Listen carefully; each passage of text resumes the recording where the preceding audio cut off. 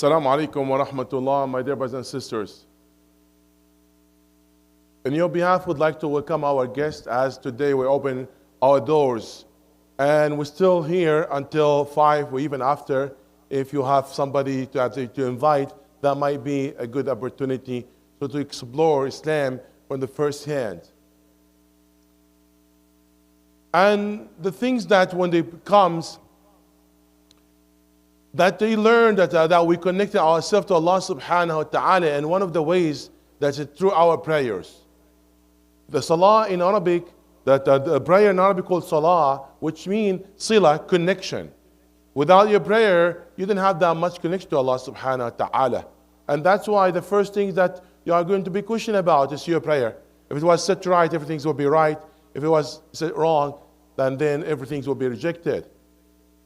And our prayer is a way to present our thanks to Allah subhanahu wa ta'ala. That we are saying that we are your servant. And we are your slaves. Some people think that slaves, that's a negative word. Negative word in different contexts. But in this context, it's a positive thing. Because we are slaves no matter. Either slaves to ourselves or slaves to the Almighty. It's an honor for you to be a slave to Allah than to be an honor for you, that to be a slave to yourself, because yourself gonna humiliate you. I'm not sure if you have heard about Malcolm X. Malcolm X, when he accepted Islam, he said, the hardest things that for me, that's to make sujood, prostration, to put my forehead down. It's not because it's physically it's hard, but because he said, I knew that if I put my head down for Allah, I will never gonna put it for anybody else. And that's a sort of your dignity, a sort of your honor. So Allah will honor you when you commit for your prayers. Your prayers is a discipline, especially when you care about the way how you perform it, how you prepare yourself for it, and it's time, you pray it on time, you gain discipline in life. At the same time, that's really important. There's something always bring you back, even in a busy time, busy moment of the day, like Dhuhr prayer, you're busy, maybe you work, you put everything aside, and you go back to Allah subhanahu wa ta'ala, and you connect yourself with Him. Our prayer is the food for our soul. It's the food for our soul. As most of the time we care about our body, we feed in our body, taking care of our body, or our time for our body. But we neglected our soul, and our soul left it hungry and thirsty. So when we pray, somehow we are feeding our soul. And that's why when you pray, you feel kind of refreshment. You feel more energy. Maybe you'll be tired before prayer. The moment that you close the prayer, as if you're discharging all that negative, feeling and negative charge.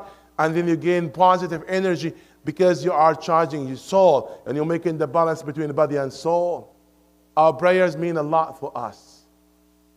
And that's why we need to have that connection that, when we pray, we think of every position. The prayer that united us.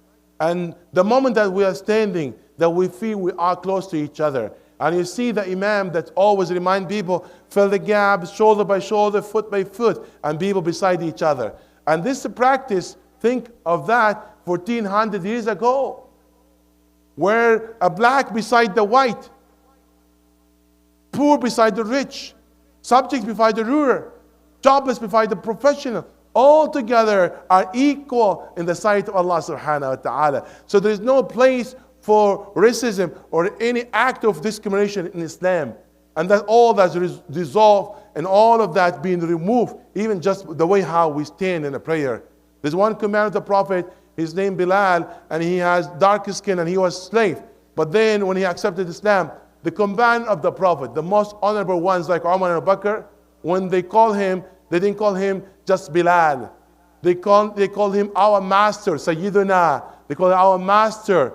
Look that, how the slave was in Islam, like before Islam, and how being treated in Islam. There's no that person that he's less than the other. All are equal. Only Allah subhanahu wa ta'ala prefer maybe some people over others because of their piety. They might be more righteous, people compared with others. So my dear brothers and sisters, our prayer, it's our life. It's very important. That's without the prayer, you feel that something missing. So we need to connect ourselves to Allah subhanahu wa ta'ala more often and think of your cell phone that has no a signal, it's useless, yes? Or has a signal just in 1 hour in a day. You need that signal to be always being available. So if you want to talk to Allah subhanahu wa ta'ala, then open the prayer. If you want that Allah talk to you, open the Quran. That's in our connection with Allah subhanahu wa ta'ala and through His words. May Allah subhanahu wa ta'ala accept our prayers. Ameen.